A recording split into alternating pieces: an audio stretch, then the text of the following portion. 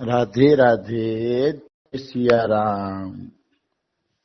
આપણે રૈદાસજીનું ચરિત્ર ચાલે છે અને રૈદાસજીના ચરિત્રમાં આપણે જોયું કે પેલા રૈદાસજીએ સંત નિવાસ બનાવ્યો, પછી ભગવાનનું મંદિર બનાવ્યું અને પછી સાધુ સેવા ચાલુ કરી. એને મતલબ પેલા સંત નિવાસ એટલે બનાવ્યું કે ભક્તોમાં એનો ભાવ હતો.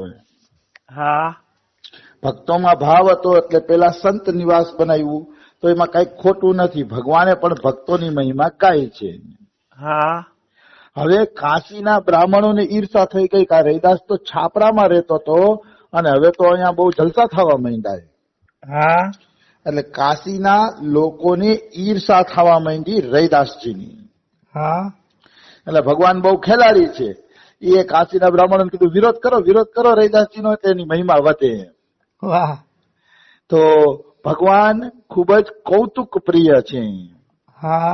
આ સંસાર છે ને એ ભગવાનની એક રચના છે. એ રચના જ એટલે કરી છે કે ભગવાન એમાં ઇન્વોલ્વ થઈને ખેલ કરી શકે.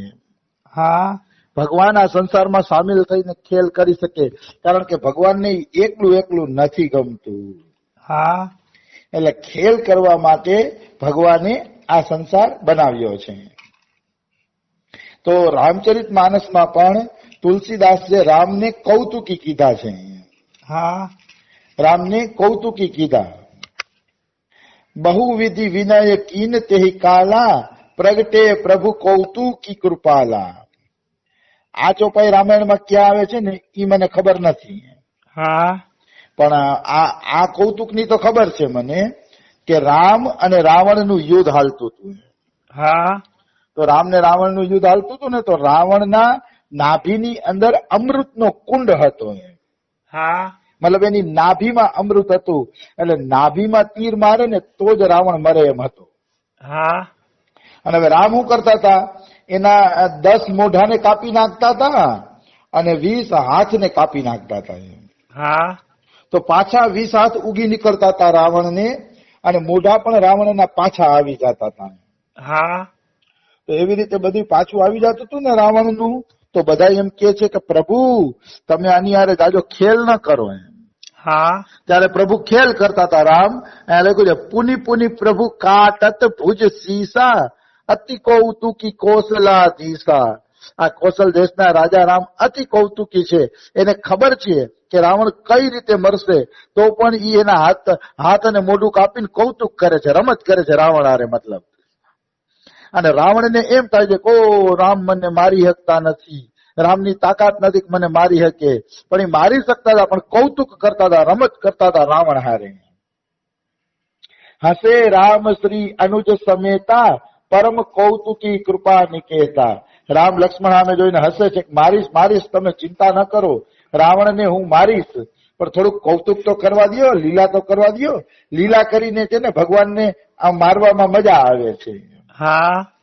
એટલે ભગવાન કે હું લીલા કરી લઉં પછી રાવણને મારું એમ. આવી વસ્તુ છે. એટલે ભગવાન આવું કૌતુક કરતા હોય છે. પછી અહીંયા બીજું કૌતુકનું ઉદાહરણ આપ્યું છે કે ભગવાન કોની હારે, ભક્તો હારે કૌતુક કરતા હોય છે. જેવી રીતે નારદજી હારે કૌતુક કર્યું. નારદજી છે ને એ એક વખત શિવજીની જે ભજન સ્થળી હતી ત્યાં જઈ ચડ્યા. શિવજી જે આ ભજન કર્યું હતું અને શિવજીએ જ્યાં કામદેવને બાળીને ભસ્મ કર્યો હતો એ જગ્યા ઉપર નારદજી ભજન કરવા માંડ્યા. ભજન કરવા માંડ્યા ને એટલે નારદજીને એમ થયું કે મેં કામને જીતી લીધો છે.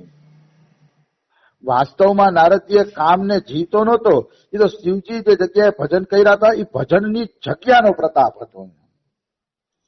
ઘણી વાર મનુષ્ય એમ માની લેતો હોય છે કે મેં કામ, ક્રોધ, લોભ, મોહ, મદ, મત્સર આ બધા અવગુણોને જીતી લીધા છે.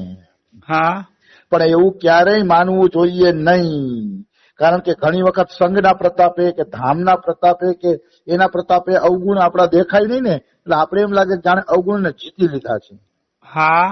પણ એ અવગુણ ગમે ત્યારે હેરાન કરવા માટે આવી શકે છે.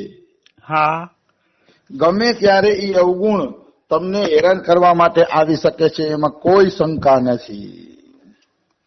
આવી વસ્તુ છે. જીત્યા તો ત્યારે કહેવાય જયારે ભગવાનના દર્શન થઈ જાય. ભગવાનના દર્શન વગર કોઈ પોતાના અવગુણોને જીતી શકતું નથી. બિલકુલ. દર્શન થવા જોઈએ ભગવાનના, ત્યારે આપણે કહી શકીએ કે ભાઈ હવે આપણે અવગુણ જીતી લીધા છે. હા. તો નારદજીને એમ હતું કે મેં કામને જીતી લીધા છે. અને નારદજી તો ગયા શિવ બ્રહ્માજી પાસે. ભાઈ બ્રહ્માજી પાસે ગયા, કોણ જાણે શિવજી પાસે ગયા, મને યાદ નથી, થોડુંક ભૂલાઈ ગયો છે. તો શિવજીને કેને કીધું કે ભાઈ મેં તો કામને જીતી લીધો છે, કે અહીંયા અમે કેટલી તપસ્યા કરી ને તો કામ મને સતાવ્યો જ નહીં, મેં કામને જીતી લીધો છે એ કે. હા, એવી વાત કરે છે આખી. તો શિવજીએ કીધું કે ભાઈ મને તો ભલે તમે કીધું પણ વિષ્ણુ ભગવાનને આ કહેતા નહીં. કારણ કે ખબર હતી વિષ્ણુ ભગવાનને ખબર પડશે તો એનું અભિમાન ઉતારવા માટે વિષ્ણુ ભગવાન લીલા કરી નાખશે. એટલે કીધું કે વિષ્ણુ ભગવાનને ન કહેતા. તો નારદજીને તો અહંકાર હતો કે લે વિષ્ણુને કેમ ન કહું, કામને જીતો છે તો જીતો છે, તો વિષ્ણુ ભગવાનને કહેવામાં શું વાંધો છે. ત્યારે વિષ્ણુ ભગવાન પાસે જઈને કીધું પ્રભુ મેં તો કામને જીતી લીધો, જો કે મેં ભજન કર્યું ને મને કામદેવે સતાવ્યો નહીં, મેં કામને જીતી લીધો છે. એટલે વિષ્ણુ ભગવાન શું કહે છે, હા હા નારદજી તમે તો વિષ્ણુ ભગવાન બહુ હોશિયાર છે. મોઢે વખાણ કર્યા એટલે એનો અહંકારનો ફોડો વધુ પાકે અને પાછળથી લીલા કરી નાખી. એટલે મોઢે એમ કીધું વાહ નારદજી વાહ, તમે તો મોટા ભગત કહેવાઓ, તમે તો કામને જીતી લ્યો ને. તો નારદજી શું કે છે, કૃપા તુમારી સકલ ભગવાના. ઓમ અહંકાર છે પણ આમ કે છે પ્રભુ તમારી કૃપાથી જીતો, પણ અંદરથી એમ જ છે કે મેં જીતી લીધો છે કામદેવને. પછી અહીંયા ચોપાઈ આવે છે, મુનિકર હિત મમ કૌતુક હોઈ અવસી ઉપાય કરબ મેં સોઈ. હવે તો નારદજી નું હિત થાય અને મારે કૌતુક થાય, મારે કઈક લીલા કરવા થાય અને નારદજી નું હિત થાય ને એવું કઈક ભગવાન કે મારે કરવું છે, એવો કોઈ ઉપાય કરવો છે કે નારદજી નું હિત થઈ જાય અને મારે પણ કઈક રમત થઈ જાય. એટલે જ પછી વિષ્ણુ ભગવાને આખી નગરી ઉત્પન્ન કરી. આખી નગરી ઉત્પન્ન કરી. અહીંયા નારદજી ગયા, પછી અહીંયા વિશ્વ મોહિની કરીને છોકરી હતી રાજાની, એને જોઈ, એના સ્વયંવરમાં નારદજીને લગ્ન કરવાની ઈચ્છા થઈ. કથા જાણીતી છે એટલે હું લેતો નથી. પછી નારદજી વિષ્ણુ ભગવાન પાસે ગયા તો વિષ્ણુ ભગવાને એને વાંદરાનું મોઢું આપી દીધું. વાંદરાનું મોઢું આપ્યું એટલે ઓલી વિશ્વ સુંદરીએ નારદજી હારે લગ્ન કર્યા નહીં અને વિષ્ણુ ભગવાનને હારે પરણી ગઈ. તો નારદજીને ગુસ્સો આવી ગયો કે વિષ્ણુ તે છલકપટ કર્યું છે, કે મેં તારા જેવું રૂપ માંગ્યું હતું તે મને વાંદરાનું મોઢું આપી દીધું, એટલે હું શ્રાપ આપું છું તારે 14 વર્ષ સ્ત્રીનો વિયોગ ભોગવવો પડશે કે, અને વાંદરા સહાયતા કરશે ત્યારે તારી પત્ની તને પાછી મળશે.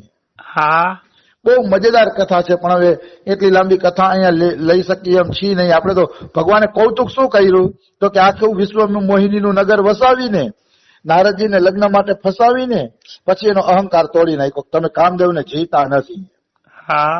એટલે તો એ વિશ્વ મોહિની યારે લગ્ન કરવા વયા ગયા હતા. એ ભગવાને દેખાડી દીધું કે મારી કૃપા વગર કોઈ અવગુણોને જીતી શકતા નથી. કૃપા ભગવાનની થાય ત્યારે જીવ અવગુણોને જીતી શકે છે. પછી એક રામે કૌતુક ક્યાં કર્યું, ઉત્તરખંડમાં રામે એક કૌતુક કર્યું. ઉત્તરખંડમાં રામજીએ ઈ કૌતુક કર્યું કે રામ પુષ્પક વિમાનમાંથી ઉતરા તો આખી અયોધ્યાની પ્રજા રામના દર્શન કરવા માટે દોડી, આખી અયોધ્યાની પ્રજા. અને બધાના હૃદયમાં ભાવ હતો કે રામ મને મળે, રામ મને મળે. એટલો બધામાં ઉત્સાહ, એટલો બધો ભાવ હતો કે રામ ચિંતામાં પડી ગયા કે આમાં હું કોને પેલા મળું, કોને આમાં હું પેલા મળું. રામ ચિંતામાં પડી ગયા. પછી રામને એમ થયું કે બધાનો ભાવ સુંદર છે, એટલે જો હું એકને મળીશ ને તો બીજાને એમ થશે કે રામ મને પાછળ શું કામ મળ્યા, શું મારી ભક્તિ ઓછી હશે. બધાનો ભાવ જોરદાર હતો. એટલે રામે શું કર્યું, જેટલા લોકો હતા ને એટલા જ રૂપ ધારણ કરી લીધા. જેટલા લોકો હતા એટલા રૂપ ધારણ કરી અને એક જ ક્ષણમાં બધા માણસોને ભગવાન મળ્યા. પ્રેમા તુર સબ લોગ નિહારી કૌતુક કીન કૃપાલ ખરારી અમિત રૂપ પ્રગટે તેહી કાલા જથા જોગ મિલે સબ હી કૃપાલા. અમિત રૂપ એટલે અનેક રૂપો પ્રગટ કર્યા રામજીએ અને બધાને એકિયારે ગલે મળ્યા. કોઈને ખબર ન પડી, બધાને એવું લાગ્યું કે રામ મને જ પેલા ગલે મળ્યા. મને જ પેલા ભેટા, પણ કોઈને ખબર ન પડી કે રામે કેટલાય રૂપ ધારણ કરી લીધા હતા. આવી રીતે ભગવાન કૌતુક કરતા હોય છે, મતલબ લીલા કરતા હોય છે. કૌતુક એટલે લીલા. હા, ભગવાન લીલાધારી તો છે જ, એટલે લીલા કરતા હોય છે. આવી તો રૈદાસજી હારે આવી લીલા કરી. પેલા તો ભગવાને 5 સોના મોહરો આપી. એ સોનાના મોહરામાંથી મંદિર અને સંત સેવા ચાલુ થઈ ગઈ. તો કાશીના બ્રાહ્મણોને કીધું કે હવે વિરોધ કરો રૈદાસજીનો. હા, એ વિરોધ પણ ભગવાને જ કરાવેલો હતો. હવે રૈદાસજીના ચરિત્રમાં આગળ વધીએ તો રામ પ્રેમ રસની મૂર્તિ હતા રૈદાસજી. હા, રૈદાસજીને જોતા એવું જ લાગે કે જાણે રામના પ્રેમની મૂર્તિ જ છે. આખો દિવસ રામ રામ રામ રામ નામની ચાદર ઓઢેલી છે. રામ નામમય એનું જીવન છે રૈદાસજીનું. હા.